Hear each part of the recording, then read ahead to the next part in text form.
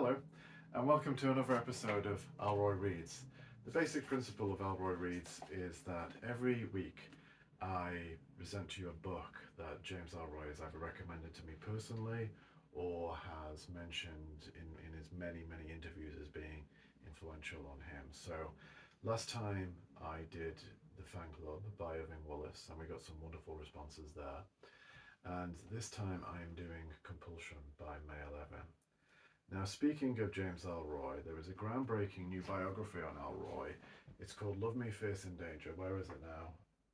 Oh, here it is. And it's by yours truly, Stephen Powell. Love Me, Fierce in Danger, The Life of James Ellroy. It was published by Bloomsbury this time last year. It's been nominated for an Edgar Award for Best Biography. I'm very proud of that. Going to New York in May. Wish me luck. If you're part of the crime writing fraternity, perhaps I'll see you there. And I spent years researching it. I worked very closely with James Ellroy himself, and I say, not too modestly, not too immodestly, that if you're a James Ellroy fan, this book is essential reading for you. So, Love Me, First in Danger. There's a quick plug. Anyway, back to Compulsion. Now, the basic principle of Ellroy Reads is that the books I'm going to be recommending are ones that are not necessarily on your radar. So, if you're a crime fiction fan, more than likely you've read The Big Sleep. You've read bestsellers by Ed McBain or many other true crime writers who broke the bestsellers list.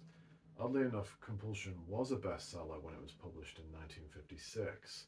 But has since almost completely dropped off the radar. The same was true of The Fan Club, which was a New York Times bestseller, and then almost completely disappeared. That was for a slightly different reason. The Fan Club has kind of dropped off the map because the sexual politics are so problematic. Whereas Compulsion, it's your classic true crime story, which is why I think this book has been reprinted a few times. It could be in line for another reprint because true crime is so big today. Think of the big true crime Netflix and Amazon series. We live in an age where DNA is unraveling so many mysteries. Perhaps there are no mysteries anymore, and that's why we're fascinated by the past. But the mystery that is unraveled in this novel, we practically know all the details right now because this is about the Leopold and Loeb murder of Bobby Franks. So the mystery is not who did it, it's more of a why they did it. And the Leopold and Loeb case is something both in fiction and in fact we have pored over every detail of this case, and it continues to fascinate us. And we're going to talk about why, and why Compulsion is perhaps one of the best renderings of the case you can hope to read, even though it's nominally fictional. So the basic details of Leopold and Loeb is that Nathan Leopold and Richard Loeb were two University of Chicago students in the 1920s. They were very close friends. The novel implies that they may have actually been closeted homosexual, repressed homosexual friends. And they were interested in Nietzschean philosophy that was very fashionable at the time. It was gaining traction in Weimar Republic Germany because of the then burgeoning Nazi movement. About the Übermensch, the Superman, the idea that a man can be above conventional morality, that he wouldn't have to live by not just the laws that we all live by in our respective countries, but also the norms and social attitudes, norms of behaviour that help us to be civil, pleasant, and socially engaged people. So Leopold and Loeb started off by committing some petty crimes and were rather disappointed that nobody actually noticed them. They were breaking into frat houses and that sort of things, and nobody noticed them, nobody cared. Essentially, they wanted attention, so they devised what they thought was the perfect crime, which would be the kidnap and murder of a 14-year-old boy, Bobby Franks. And they lured him into a car one day, and the exact method of death, the exact happenings in the car, and henceforth have been disputed and still somewhat disputed today, but it's generally regarded that he was beaten to death with a chisel. They abandoned his body in a culvert. They poured acid over his genitals because the young poor lad Bobby Franks was Jewish, and at the time in America, circumcision was mostly for was mostly for Jewish men.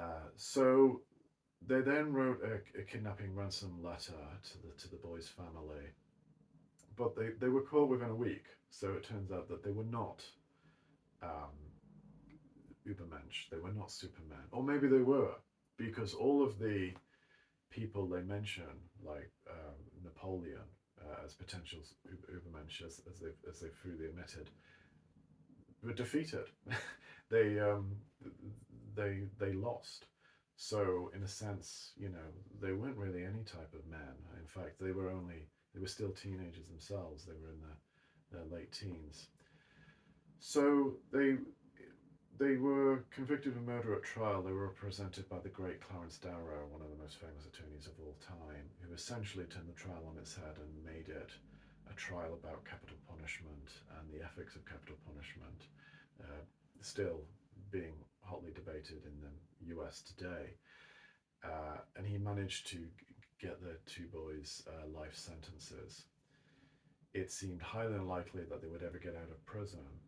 Loeb was killed, and the circumstances of his death in prison are again disputed. The story was that he was killed while attempting to rape a fellow prisoner, and that prisoner was acquitted of murder at trial. But the prisoner himself had no wounds. Loeb actually had 50 stab wounds. So then there's some questioning, included by Leopold, whether Loeb was ever a sexual predator and prisoner. But regardless of exactly what happened, Loeb was killed in prison.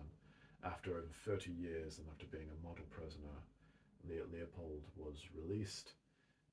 He was engaged in philanthropic activity, both in and outside of prison, and expanding the educational facilities. And he ended his days doing a free man doing scientific research in Costa Rica. So two very, very different fates for these people.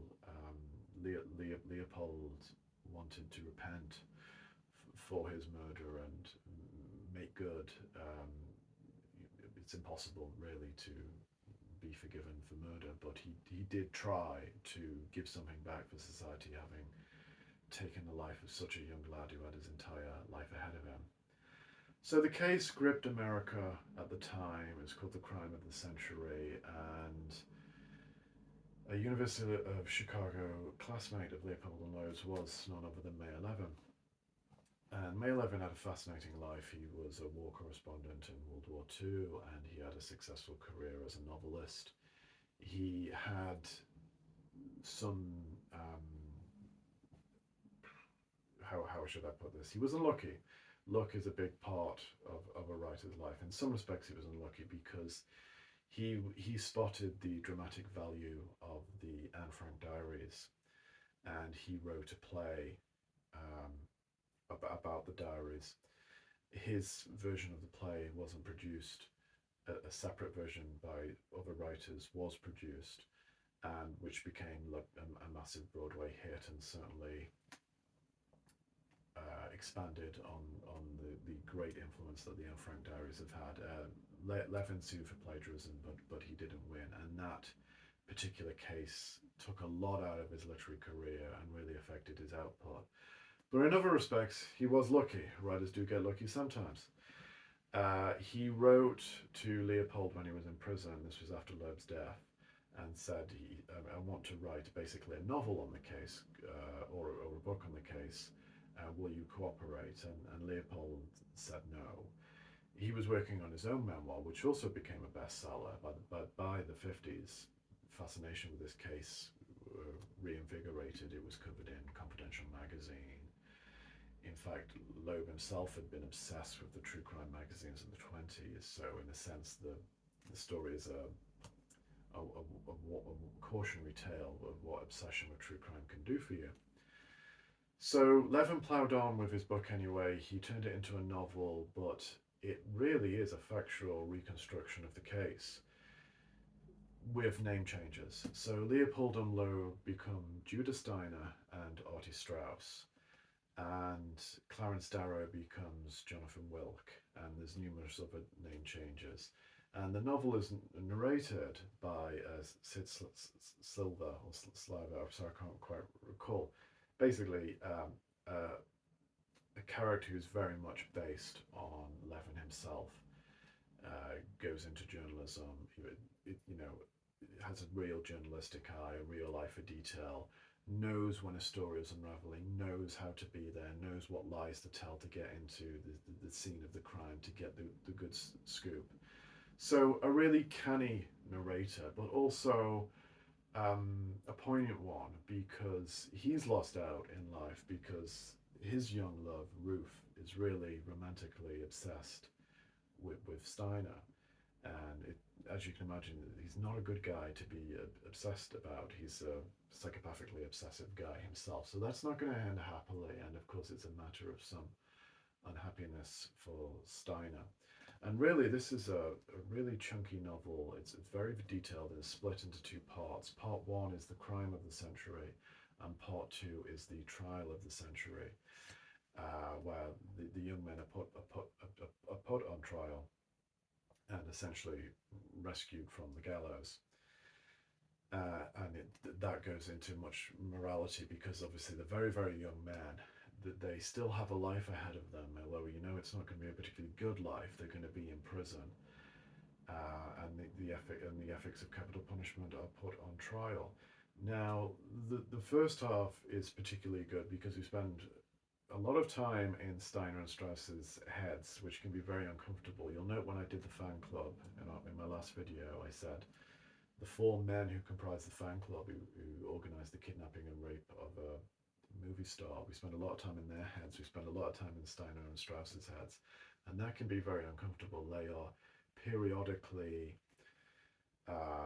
pathetic, arrogant, narcissistic, self-loathing, misogynistic, misanthropic, you name it.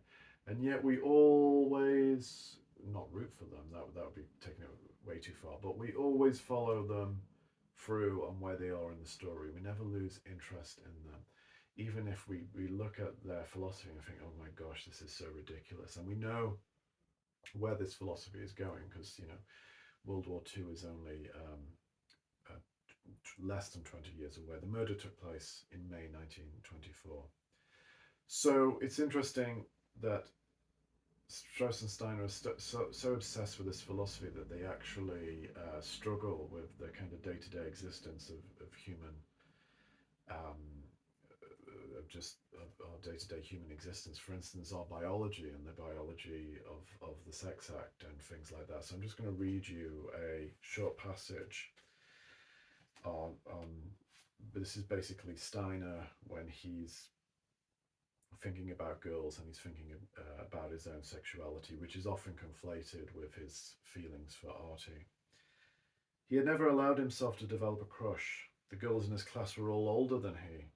They treated him like a flea. There was a cousin, a year younger, whom he had taken to the prom, a wispy, fairy-waist girl, but she had talked all the time about who was in love with whom, and when he had said it, it was merely a biological impulse, and he kept on referring to girls as females. Alice had announced that she didn't think his line was clever at all. It was simply disgusting. But it was biological, and that was what dragged a man down. From way back, from deep in childhood, Judd had the feeling that the entire female mechanism was nauseating. Somehow he knew about the blood, from far back with that fleshy fat governess, Trudy. Occasionally at night the almost suffocating sense of her came over him. More often it was the girl in the war atrocity, in different ways dragged out of a bed or huddling in a barn, and dark female blood, over her the stiff-necked officer in uniform. Sometimes it was like the military school uniform Max wore, buttoned to the chin, when he came home for the holidays. And lately he had Artie running from the cops firing after them, and Artie pulling him behind the telegraph post in the alley, laughing. And there in the alley, the girl from the war poster, Judd would surrender himself to his excitement at the same time, cursing the terrible need that nature had forced upon an intelligent being, the tormenting, relentless sex need. Now, it's interesting they have such a negative attitude towards sex and how it's just this horrible biological necessity. They're not religious, and a lot of the Abrahamic religions have similar problems with sex and how to be moral about sex when obviously it's a kind of daily urge, a biological urge that kind of transcends our views. And there are references in that short quote about atrocities they've heard that took place in World War One, rapes by soldiers, and that's actually kind of how the story ends. We jump forward to World War Two, where Sid, the war correspondent, it's 1945 Germany, Nazi Germany is collapsing, and there's an attempted rape, which thankfully is aborted, and it ends with this kind of going round again to this moral act, the moral act being aborting the rape. So there are funny moments too. I don't want you to think that it's too dour or anything like that. It's actually funny to watch it all collapsing around Steiner and Strauss because they do think they're geniuses. But they're caught because Strauss's glasses are left at the scene of the crime in the culvert. They were common glasses, but they had a particularly unique hinge, which only three people in Chicago's they traced. There were only three sales of such glasses. One of whom was Strauss. The other two were eliminated by the police as suspects fairly quickly. So both suspects are dragged actually to a hotel rather than a police station where the state attorney is staying. It's a rather surreal scene of being interrogated in this hotel. But they want to be interrogated because they want to show off their genius. They want to wriggle out Houdini-like out of these traps that the police are setting for them. So they think that would be the perfect end to the perfect crime. Of course, with every word they say, they just talk themselves deeper into it. And one particularly funny scene is because Strauss is saying, "Oh, I've been to this culvert, I've been to this field many times, and the glasses may have fallen out of my jacket then.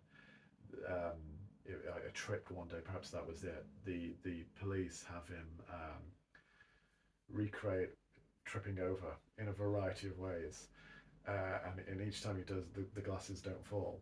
And then one district attorney assistant, who's Italian American, and Strauss looks down on him, for reasons of prejudice, but the guy completely outwits Strauss. Puts his jacket on the floor and kind of picks it up like a matador would with a red rag, and the glasses fall out, and he's like, "Is that how it happened?" And Strauss is like, "Oh yeah, maybe," and it's actually really darkly, grimly amusing. And then bizarrely, Sid's there, the journalists are there covering it. Remember, this is 1920s where journalists, obviously newspapers, were much more powerful than they were today. It's almost exactly 100 years ago. That's an interesting, it's May 1924, we're almost exactly 100 years there. Journalists had much more power with the police, they cooperated fully. After the two men have confessed to everything, essentially blaming the other one, of course the police blame against each other, they hold this kind of impromptu press conference where they talk about their future. They're pure narcissists, and it's almost like they still think it's almost an achievement of theirs. But then they're carted off to prison. They're introduced to a prison cell, which will be their home in Strauss's case for the rest of his life, and in Steiner's case for the next 33 years. It's an interesting thing, would he ever be released under today's system? So the story is fascinating, and the novel is fascinating. Compulsion, it was a major influence on James Ellroy.